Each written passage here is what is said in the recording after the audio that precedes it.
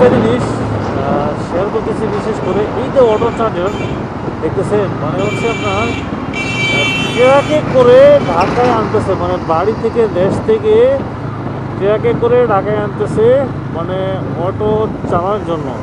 মানে অটোগুলো হচ্ছে যে ঢাকায় চালার জন্য হচ্ছে যে দেশ গ্রাম থেকে আনতেছে।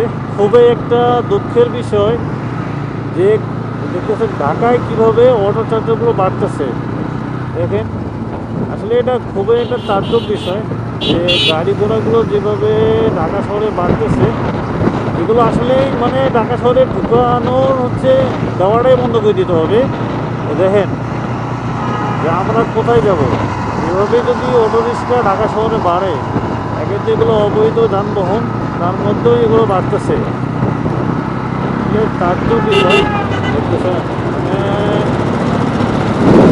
ঢাকা শহরে আনতেছে অটো রিক্সা, আবার হচ্ছে যে ট্রাক, মানে ছোটো যেগুলো আছে এগুলো হচ্ছে যে ট্রাকের মধ্যে আনতেছে।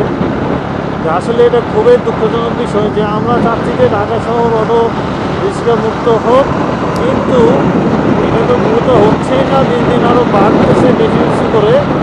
একটা প্রমাণ আমি আপনাকে দেখে গেলাম যে এই হচ্ছে অবস্থা, এখনকার পরিস্থিতি।